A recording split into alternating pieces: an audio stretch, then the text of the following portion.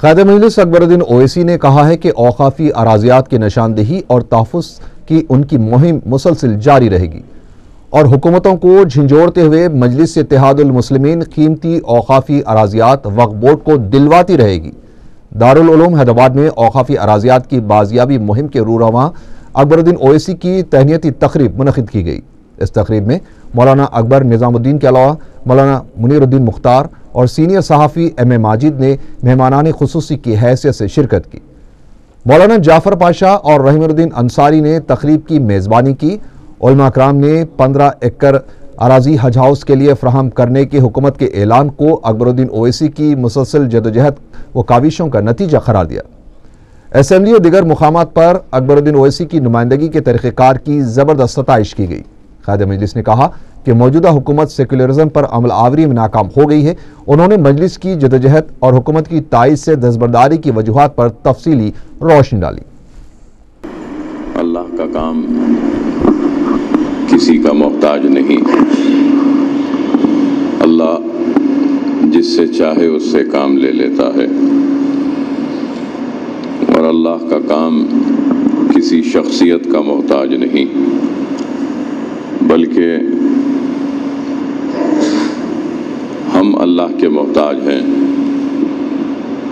اور یہ اللہ کا شکر ہے، اللہ کا اعزاز ہے، اللہ کی نوازش ہے کہ اللہ سبحانہ و تعالیٰ نے اپنے کام کے لیے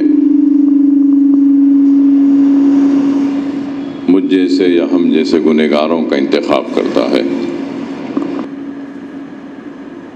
بس مختصراً یہی کہوں گا کہ ابھی صاحب نے کہا کہ مجلس کام کر رہی ہے، اور بیرسٹر اسدالدین اویسی صاحب اور میں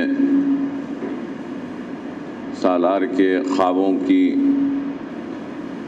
جو خواب دیکھے تھے ان کو حقیقت میں تبدیل کرنے کی ہم ایک کوشش کر رہے ہیں، اور یہ کوشش اسی وقت ممکن ہوگی جب ہم نوجوانوں پر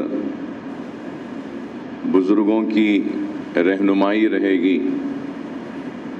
اور میں یہ ضرور کہوں گا کہ سالار محترم کی زندگی میں سالار نے ضرور ہم کو تیار کیا، ہم کو اس راہ میں کس طریقے سے چلا جاتا ہے سکھایا، اور ہم اپنی منزل کی طرف بڑھنے لگے۔ لیکن یہ بھی ایک حقیقت ہے کہ ہم یہ دعویٰ نہیں کر سکتے کہ ہم نے سب کچھ سیکھ لیا۔ یہ کہوں گا کہ ہم عمر کی جس حد میں ہیں آج، تو ہمارا سفر ابھی شروع ہی ہوا ہے، اور یہ سفر اپنے منزل مقصود کو جب پہنچے گا تو اپنے منزل مقصود تک پہنچنے کے لیے ہم کو اپنے بزرگوں کے تجربے اور ان کی رہنمائی کی ضرورت ہے۔ تو ہم کو اپنے ملت میں جو قابل لوگ ہیں ان کی قابلیت کے ساتھ ہماری رہنمائی کی بھی ضرورت ہے۔ تو ہم کو ہمارے منزل مقصود پر پہنچنے کے لیے نوجوانوں کے جوش و ولولے و ہمت کی بھی ضرورت ہے، اور جب ہم سب مل کر آگے بڑھیں گے تو ضرور ہم کو ہماری منزل حاصل ہوگی اور ہم اس میں ضرور کامیاب ہوں گے۔ 15 ایکڑ کی اراضی جملہ 27 ایکڑ چلر تھی یہ اراضی، جس میں سے حضرت کی درگاہ کو جانے کے لیے زائرین کو جو تکالیف ہوتی ہیں، سیڑھیاں چڑھ کر جانا پڑتا ہے، تو اس تکلیف کو دور کرنے کے لیے ایک بہت بڑا ریمپ بنانے کا ارادہ رکھتا ہے وقف بورڈ، اور ریمپ کے ذریعے اوپر تک گاڑیاں جائیں گی اور پارکنگ کا انتظام ہوگا، اور وہاں پر پانی کی تکلیف ہے، نیچے سے سم بنا کر پانی اوپر تک پہنچانے کے لیے وہ بھی انتظام انشاءاللہ ہوگا۔ اس کے ساتھ ساتھ حج ہاؤس کی تعمیر کے لیے بھی اراضی دی گئی ہے۔ آج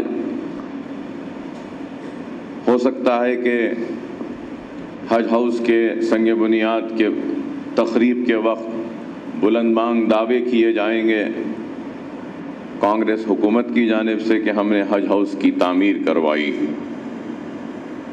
माफ़ करें मुझे, लेकिन एक रियासती हुकूमत हज़ारों लाखों एकड़ आराजी मल्टी नेशनल कंपनीज को और कई इदारों को देती है, और आज तो हाउस कमेटी की तहकीकात भी हो रही है कि आराजी रियासत की लेफ्ट एंड राइट तकसीम की गई। अफसोस कि वो हुकूमत जो हज़ारों एकड़ आराजी इंडस्ट्रीज़ के लिए, डेवलपमेंट के लिए या दूसरे एसईजेड्स के लिए, मल्टी नेशनल्स के लिए, इंटरनेशनल एयरपोर्ट की ज़मीन भी वक्फ बोर्ड की हज़रत बाबा शरफुद्दीन साहब पहाड़ी की दे देती है। 5000 एकड़ आराजी इंटरनेशनल एयरपोर्ट को दी गई, जिसमें से करीब 1000 चिल्लर तो औकाफ की हज़रत बाबा शरफुद्दीन साहब की पहाड़ी की ज़मीन है। लेकिन वही हुकूमत एक 10 एकड़ आराजी हज हाउस की तामीर को नहीं दे सकती, और उसके बाद में हमको मौरूद इल्ज़ाम ठहराया जाता कि हज हाउस की तामीर नहीं हुई तो इसमें वक्फ बोर्ड ज़मीन नहीं दी। वक्फ बोर्ड की ज़मीन की ज़रूरत क्यों हज हाउस के लिए? और फिर 12 करोड़ रुपये दिए, जिसमें से 4 करोड़ रुपया रिलीज़ किया गया। आप सुनकर हैरत करेंगे कि हमारे पड़ोसी रियासत कर्नाटक में बीजेपी की हुकूमत है, और येदियुरप्पा जब चीफ मिनिस्टर थे तो उन्होंने सरकारी आराजी के साथ 40 करोड़ रुपया दिया हज हाउस की तामीर के लिए, और ये 11 करोड़ का ऐलान करके 4 करोड़ रिलीज करके वक्फ बोर्ड से ज़मीन लेकर बड़े एहसान जताएंगे। लेकिन हमारा जो काम है हम ज़रूर करेंगे। लोगों ने मुझसे ये भी कहा कि अकबर साहब, आपका तो इख्तिलाफ है, हुकूमत से तायद वापस ले ली। इख्तिलाफ अपनी जगह, सियासी लड़ाई अपनी जगह, लेकिन अल्लाह के मेहमानों के इंतज़ामात के लिए, उनके रिहाइश के सहूलत के लिए तो हर मुसलमान की जिम्मेदारी है। तो हमारे से भी जो भी बनता है हमने किया है। कोई बड़ा काम नहीं किया, हमारा फ़र्ज़ था, हमारी जिम्मेदारी थी, और हाजियों के अच्छे इंतज़ाम के लिए जो करना था हमने किया। तेलंगाना के वकला ने अलहदा रियासत तेलंगाना का मुतालबा करते हुए लाल बहादुर स्टेडियम के पास एहतजाज किया। एहतजाजियों ने कुल जमाती इजलास में शिरकत करने वाले तेलंगाना के लीडर्स को इंतबाह दिया है कि तेलंगाना के मौजू पर ही बात करें, वरना एहतजाज करने की धमकी दी है। इसके अलावा एहतजाजियों ने तेलंगाना तहरीक में हिस्सा लेने वाले वकला पर आयद किए गए मुकदमात को भी वापस लेने का मुतालबा किया है। उन्होंने रियासती हुकूमत पर इल्ज़ाम आयद किया कि वो तेलंगाना तहरीक को कमज़ोर करने की कोशिश कर रही है। इस मौके पर एहतजाजियों ने कांग्रेस के खिलाफ ज़बरदस्त नारेबाजी की। तेलंगाना राष्ट्र समिति ने तेलंगाना तहरीक में हिस्सा लेने वाले वकला के खिलाफ कानूनी कार्रवाई के मकसद से हुकूमत की जानिब से जारी किए गए अहकामात की मजम्मत की है। रुकन असम्बली KT रामाराव ने बताया कि अगर वकला के खिलाफ किसी भी किस्म की कार्रवाई की गई तो उनकी पार्टी बड़े पैमाने पर एहतजाज करेगी। TRS लीडर ने कहा कि साबिक में इसी हुकूमत ने तहरीक में हिस्सा लेने वालों के खिलाफ दर्ज किए गए मुकदमात को वापस लेने का ऐलान किया था, लेकिन अब वकला के खिलाफ मुकदमात दर्ज करने की तैयारी की जा रही है। बाईरेड्डी राजशेखर रेड्डी सदर रायलसीमा परिरक्षणा समिति ने कहा है कि रियासत की तकसीम ये रियासत के मुस्तकबिल का फैसला सिर्फ सियासी कायदीन से मशावरत के बाद नहीं किया जा सकता।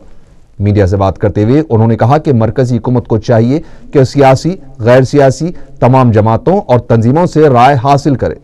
उन्होंने कहा कि रायलसीमा के अवाम के जज्बात का एहतराम नहीं किया गया तो बड़े पैमाने पर एहतजाज किया जाएगा।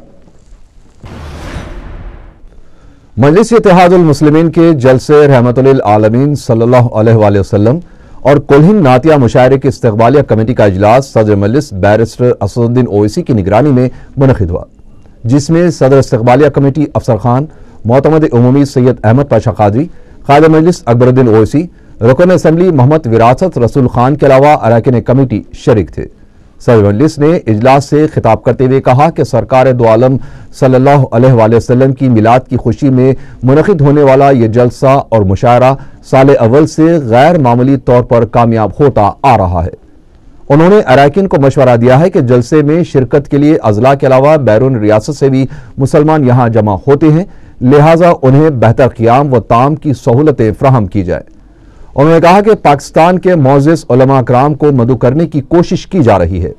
بیرسٹر اویسی نے کہا کہ مجلس کے امن منفرد اجتماعات کے لیے جو عطیات وصول ہوئے ہیں، انتظامات کے بعد بچ جانے والی رقم سے سرکاری مدارس کے اردو میڈیم طلبہ کی تعلیمی امداد کی جاتی ہے اور یہ سلسلہ گزشتہ 7 سالوں سے جاری ہے۔ جنرل سیکریٹری سید احمد پاشا قادری نے مجلس کے جلسے کو بر صغیر کا ایک مشہور و مقبول دینی اجتماع قرار دیا اور اراکین سے اپیل کی ہے کہ وہ اسے کامیاب بنانے کے لیے متحرک ہو جائے۔ صدر استقبالیہ افسر خان نے مسلسل 9ویں مرتبہ انہیں صدر مقرر کرنے پر بیرسٹر اویسی کا شکریہ ادا کیا اور اس تاریخی جلسے کو کامیاب کرنے کے لیے تمام کوششیں کرنے کا تیقن دیا۔ رکن اسمبلی اور نائب صدر استقبالیہ محمد وراثت رسول خان نے بھی انتظامات کی تفصیلات سے واقف کروایا۔